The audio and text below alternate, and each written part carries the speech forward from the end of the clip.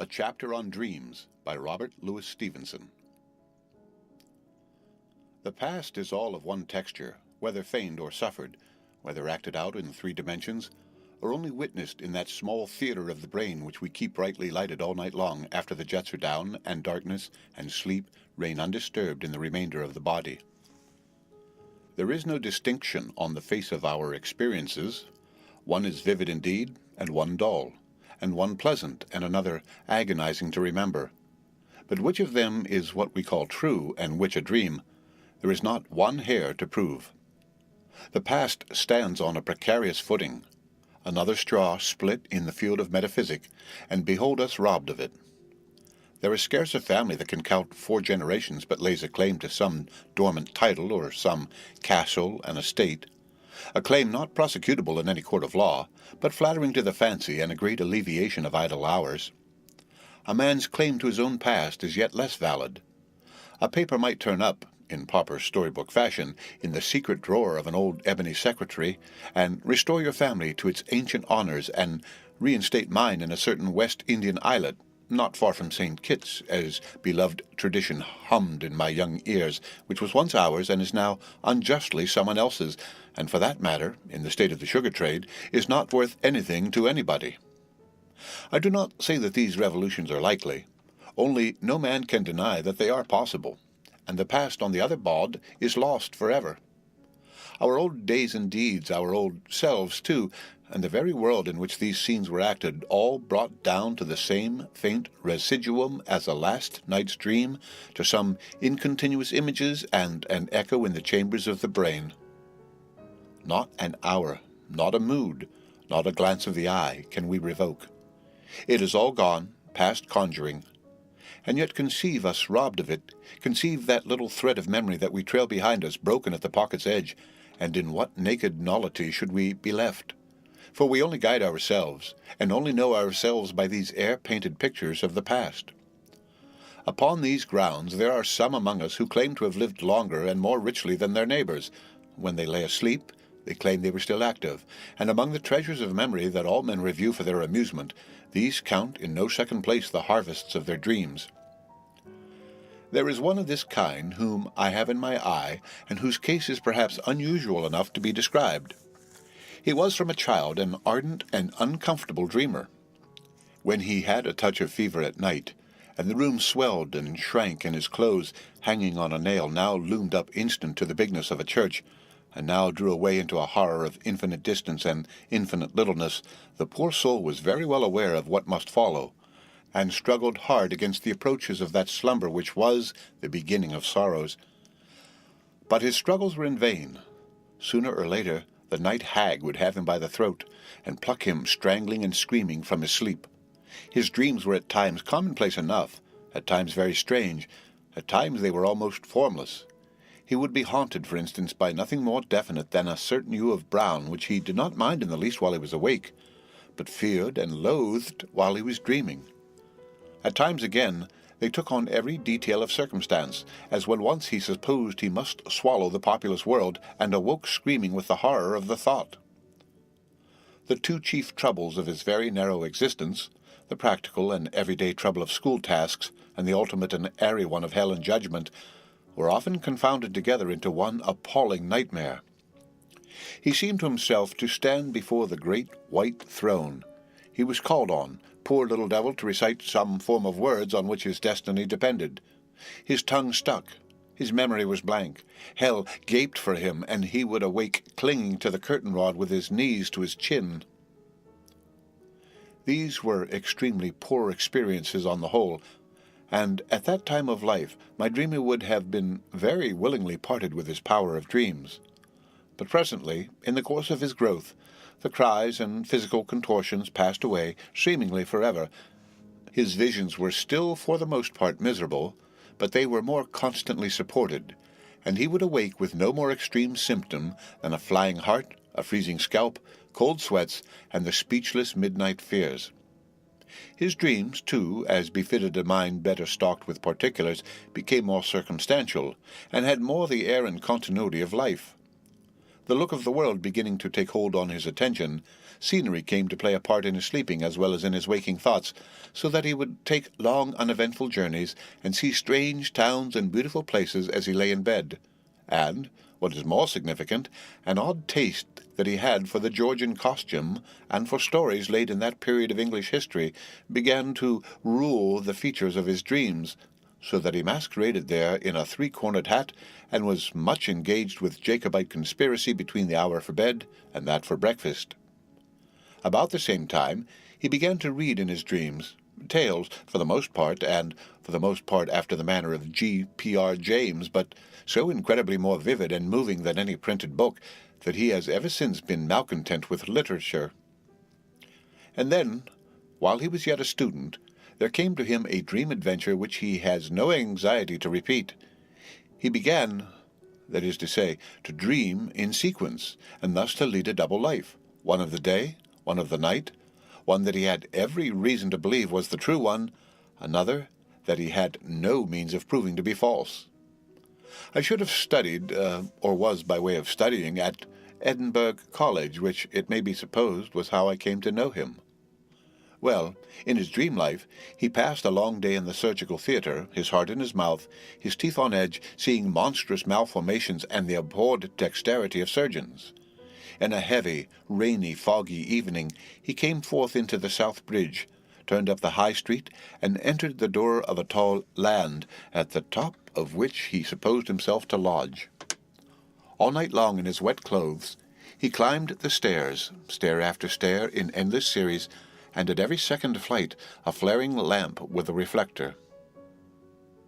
All night long he brushed by single persons passing downward, beggarly women of the street, great weary muddy labourers, poor scarecrows of men, pale parodies of women, but all drowsy and weary like himself, and all single, and all brushing against him as they passed.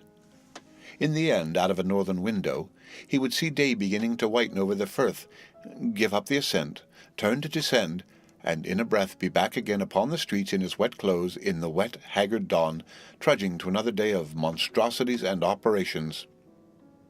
Time went quicker in the life of dreams, some 7 hours, as near as he can guess, to 1, and it went, besides, more intensely, so that the gloom of these fancied experiences clouded the day, and he had not shaken off their shadow ere it was time to lie down and to renew them. I cannot tell how long it was that he endured this discipline, but it was long enough to leave a great black blot upon his memory, long enough to send him trembling for his reason to the doors of a certain doctor, whereupon, with a simple draught, he was restored to the common lot of man. The poor gentleman has since been troubled by nothing of the sort. Indeed, his nights were for some, while, like other men's, now blank, now chequered with dreams, and these, sometimes charming, sometimes appalling, but except for an occasional vividness, of no extraordinary kind. I will just note one of these occasions ere I pass on to what makes my dreamer truly interesting. It seemed to him that he was in the first floor of a rough hill farm. The room showed some poor efforts at gentility, a carpet on the floor, a piano, I think, against the wall, but for all these refinements there was no mistaking he was in a moorland place among hillside people and set in miles of heather. He looked down from the window upon a bare farmyard that seemed to have been long disused. A great uneasy stillness lay upon the world. There was no sign of the farm folk or of any livestock, save for an old brown curly dog of the retriever breed, who sat close in against the wall of the house and seemed to be dozing. Something about this dog disquieted the dreamer. It was quite a nameless feeling, for the beast looked right enough. Indeed, he was so old and dull and dusty and broken down that he should rather have awakened pity. And yet the conviction came and grew upon the dreamer that this was no proper dog at all, but something hellish. A great many dozing summer flies hummed about the yard, and presently the dog thrust forth his paw, caught a fly in his open palm, carried it to his mouth like an ape, and looking suddenly up at the dreamer in the window, winked to him with one eye. The dream went on. It matters not how it went. It was a good dream as dreams go, but there was nothing in the sequel worthy of that devilish brown dog. And the point of interest for me lies partly in that very fact. that having found so singular an incident, my imperfect dreamer should prove unable to carry the tale to a fit end, and fall back on indescribable noises and indiscriminate horrors. It would be different now. He knows his business better. For to approach at last the point, this honest fellow had long been in the custom of setting himself to sleep with tales, and so had his father before him. But these were irresponsible inventions, told for the teller's pleasure, with no eye to the crass public or the thwart reviewer. Tales where a thread might be dropped, or one adventure quitted for another on fancy's least suggestion. So that the little people who managed man's internal theatre had not as yet received a very rigorous training, and played upon their stage like children who should have slipped into the house and found it empty rather than like drilled actors performing a set-piece to a huge hall of faces. But presently my dreamer began to turn his former amusement of storytelling to, what is it called, account, by which I mean that he began to write and sell his tales. Here was he, and here were the little people who did part of his business in quite new conditions. The stories must now be trimmed and pared and set upon all fours. They must run from a beginning to an end and fit, after a manner, with the laws of life.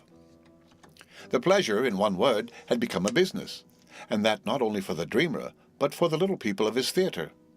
These understood the change as well as he. When he lay down to prepare himself for sleep, he no longer sought amusement, but printable and profitable tales, and after he had dozed off in his box seat, his little people continued their evolutions with the same mercantile designs. All other forms of dream deserted him but two. He still occasionally reads the most delightful books. He still visits at times the most delightful places, and it is perhaps worthy of note that to these same places, and to one in particular, he returns at intervals of months and years, finding new field paths, visiting new neighbors, beholding that happy valley under new effects of noon and dawn and sunset. But all the rest of the family of visions is quite lost to him. The common, mangled version of yesterday's affairs, the raw-head and bloody-bones nightmare rumored to be the child of toasted cheese, these and their like are gone. And for the most part, whether awake or asleep, he is simply occupied, he or his little people, in consciously making stories for the market. This dreamer, like many other persons, has encountered some trifling vicissitudes of fortune. When the bank began to send letters and the butcher to linger at the back gate, he sets to belabouring his brains after a story, for that is his readiest money-winner. And behold, at once the little people begin to bestir themselves in this same quest, and labour all night long, and all night long set before him truncheons of tales upon their lighted theatre. No fear of his being frightened now. The flying heart and the frozen scalp are things bygone. Applause, growing interest, growing exultation in his own cleverness, for he takes all the credit, and at last a jubilant leap to wakefulness with the cry, "I'll have it, that'll do," upon his lips. With such and similar emotions he sits at these nocturnal dramas with such outbreaks like Claudius in the play. He scatters the performance in the midst. Often enough the waking is a disappointment. He had been too deep asleep as I explained the thing. Drowsiness has gained his little people. They have gone stumbling and maundering through their parts, and the play, to the awakened mind, is seen to be a tissue of absurdities. And yet how often have these sleepless brownies done him honest service, and given him, as he sat idly taking his pleasure in the boxes, better tales than he could fashion for himself. Here is one, exactly as it came to him. It seemed he was the son of a very rich and wicked man, the owner of broad acres and a most damnable temper. The dreamer, and that was the son, had lived much abroad on purpose to avoid his parent, and when at length he returned to England, it was to find him married again to a young wife who was supposed to suffer cruelty and to loathe her yoke. Because of this marriage, as the dreamer indistinctly understood, it was desirable for father and son to have a meeting, and yet, both being proud and both angry, neither would condescend upon a visit. Meet they did accordingly in a desolate, sandy country by the sea, and there they quarrelled, and the son, stung by some intolerable insult, struck down the father dead. No suspicion was aroused. The dead man was found and buried, and the dreamer succeeded to the broad estates, and found himself installed under the same roof with his father's widow, for whom no provision had been made. These two lived very much alone, as people may after a bereavement, sat down to table together, shared the long evenings, and grew daily better friends, until it seemed to him of a sudden that she was prying about dangerous matters, that she had conceived a notion of his guilt, that she watched him and tried him with questions. He drew back from her company as men draw back from a precipice suddenly discovered. And yet so strong was the attraction that he would drift again and again into the old intimacy, and again be startled back by some suggestive question or some inexplicable meaning in her eye. So they lived at cross purposes, a life full of broken dialogue, challenging glances, and suppressed passion, until one day he saw the woman slipping from the house in a veil, followed her to the station, followed her in the train to the seaside country, and out over the sandhills to the very place where the murder was done. Then she began to grope among the bends, he watching her flat upon his face, and presently she had something in her hand. I cannot remember what it was, but it was deadly evidence against the dreamer, and as she held it up to look at it, perhaps from the shock of the discovery, her foot slipped, and she hung at some peril on the brink of the tall sand-wreaths. He had no thought but to spring up and rescue her, and there they stood face to face, she with that deadly matter openly in her hand, his very presence on the spot another link of proof. It was plain she was about to speak, but this was more than he could bear. He could bear to be lost, but not to talk of it with his destroyer, and he cut her short with trivial conversation. Arm in arm, they returned together to the train, talking he knew not what, made the journey back in the same carriage, sat down to dinner, and passed the evening in the drawing-room as in the past.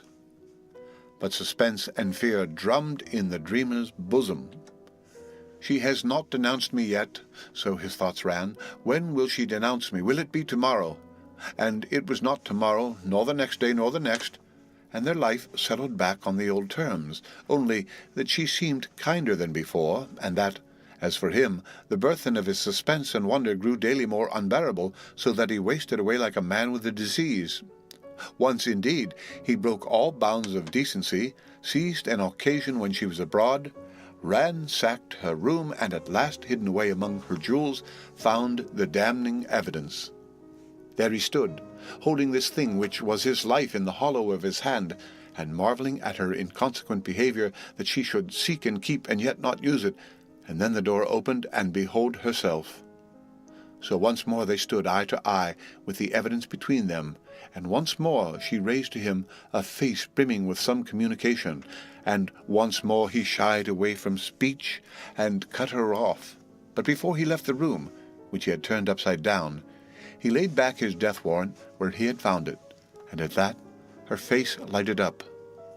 The next thing he heard, she was explaining to her maid with some ingenious falsehood the disorder of her things. Flesh and blood could bear the strain no longer, and I think it was the next morning, though chronology is always hazy in the theatre of the mind, that he burst from his reserve. They had been breakfasting together in one corner of a great parquetred, sparely furnished room of many windows. All the time of the meal she had tortured him with sly allusions, and no sooner were the servants gone and these two protagonists alone together than he leaped to his feet. She too sprang up with a pale face. With a pale face she heard him as he raved out his complaint. Why did she torture him so? She knew all. She knew he was no enemy to her. Why did she not denounce him at once? What signified her whole behavior? Why did she torture him, and yet again, why did she torture him? And when he had done, she fell upon her knees, and with outstretched hands, "Do you not understand?" she cried. "I love you." Hereupon, with a pang of wonder and mercantile delight, the dreamer awoke. His mercantile delight was not of long endurance, for it soon became plain that in this spirited tale there were unmarketable elements, which is just the reason why you have it here so briefly told. But his wonder has still kept growing, and I think the readers will also if he consider it ripely. For now he sees why I speak of the little people as of substantive inventors and performers. To the end they had kept their secret. I will go bail for the dreamer, having excellent grounds for valuing his candor, that he had no guess whatever at the motive of the woman, the hinge of the whole well-invented plot, until the instant of that highly dramatic declaration. It was not his tale, it was the little people's. And observe, not only was the secret kept, the story was told with really guileful craftsmanship. The conduct of both actors is, in the cant phrase, are psychologically correct, and the emotion aptly graduated up to the surprising climax. I am awake now, and I know this trade, and yet I cannot better it. I am awake, and I live by this business, and yet I could not outdo, could not perhaps equal that crafty artifice, as of some old experienced carpenter of plays, some Dennery or Sardou, by which the same situation is twice presented and the two actors twice brought face to face over the evidence, only once it is in her hand, once in his, and these in their due order, the least dramatic first. The more I think of it, the more I am moved to press upon the world my question: who are the little people? They are near connections of the dreamers, beyond doubt. They share in his financial worries and have an eye to the bank book. They share plainly in his training. They have plainly learned, like him, to build the scheme of a considerate story and to arrange emotion in progressive order. Only I think they may have more talent, and one thing is beyond doubt: they can tell him a story piece by piece like a serial, and keep him in all the while in ignorance of where they aim. Who are they, then? And who is the dreamer? Well, as regards the dreamer, I can answer that, for he is no less a person than myself, as I might have told you from the beginning, only that the critics murmur over my consistent egotism. And as I am positively forced to tell you now, or I could advance but little farther with my story. And for the little people, what shall I say? They are but just my brownies, God bless them, who do one half my work for me while I am fast asleep, and in all human likelihood do the rest for me as well when I am wide awake, and fondly suppose I do it for myself. That part which is done while I am sleeping is the brownies' part beyond contention. But that which is done when I am up and about is by no means necessarily mine, since all goes to show the brownies have a hand in it even then. Here is a doubt that much concerns my conscience. For myself, what I call I, my conscious ego, the denizen of the pineal gland unless he has changed his residence since Descartes, the man with the conscience and the variable bank account, the man with the hat and the boots, and the privilege of voting and not carrying his candidate at the general elections, I am sometimes tempted to suppose he is no storyteller at all, but a creature as matter of fact as any cheesemonger or any cheese, and a realist be mired up to the ears in actuality, so that, by that account, the whole of my published fiction should be the single-handed product of some brownie, some familiar, some unseen collaborator whom I keep locked in a black garret, while I get all the praise and he but a share, which I cannot prevent him getting, of the pudding. I am an excellent adviser, something like Moliere's servant.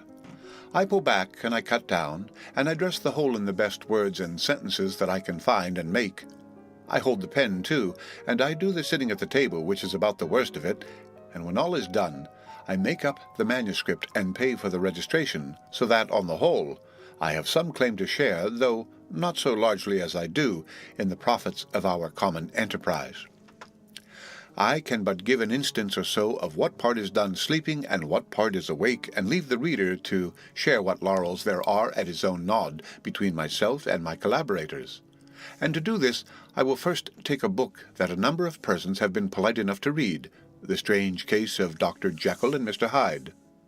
I had long been trying to write a story on this subject, to find a body, a vehicle for that strong sense of man's double being, which must at times come in upon and overwhelm the mind of every thinking creature. I had even written one, The Travelling Companion, which was returned by an editor on the plea that it was a work of genius and indecent, and which I burned the other day on the ground that it was not a work of genius, and that Jekyll had supplanted it. Then came one of those financial fluctuations to which, with an elegant modesty, I have hitherto referred in the third person. For 2 days I went about racking my brains for a plot of any sort, and on the second night I dreamed the scene at the window, and a scene afterward, split in two, in which Hyde, pursued for some crime, took the powder and underwent the change in the presence of his pursuers. All the rest was made awake, and consciously, although I think I can trace in much of it the manner of my brownies. The meaning of the tale is therefore mine, and had long pre-existed in my garden of Adonis, and tried one body after another in vain. Indeed, I do most of the morality, worse luck, and my brownies have not a rudiment of what we call a conscience. Mine, too, is the setting. Mine, the characters. All that was given me was the matter of 3 scenes, and the central idea of a voluntary change becoming involuntary. Will it be thought ungenerous, after I have been so liberally lading out praise to my unseen collaborators, if I here toss them over, bound hand and foot, into the arena of the critics? For the purpose of the powders, which so many have censured, is, I am relieved to say, not mine at all, but the brownies. Of another tale, in case the reader should have glanced at it, I may say a word, the not very defensible story of Olalla. Here the court, the mother's niche, Olalla's chamber, the meetings on the stair, the broken window, the ugly scene of the bite, were all given me in bulk and detail as I have tried to write them. To this I added only the external scenery, for in my dream I never was beyond the court, the portrait, the characters of Philippe and the priest, the moral such as it is, and the last pages such as, alas, they are. And I may even say that in this case the moral itself was given me, for it arose immediately on a comparison of the mother and the daughter, and from the hideous trick of atavism in the first. Sometimes a parabolic sense is still more undeniably present in a dream. Sometimes I cannot but suppose my brownies have been aping Bunyan, and yet in no case with what would possibly be called a moral in a tract, never with the ethical narrowness, conveying hints instead of life's larger limitations and that sort of sense which we seem to perceive in the arabesque of time and space. For the most part, it will be seen my brownies are somewhat fantastic, like their stories, hot, full of passion and the picturesque, alive with animating incident, and they have no prejudice against the supernatural. But the other day they gave me a surprise, entertaining me with a love story, a little April comedy which I ought certainly to hand over to the author of A Chance Acquaintance, for he could write it as it should be written, and I am sure, although I mean to try, that I cannot. But who would have supposed that a brownie of mine should invent a tale for Mr. Howells? The End. Read by Rick Kistner.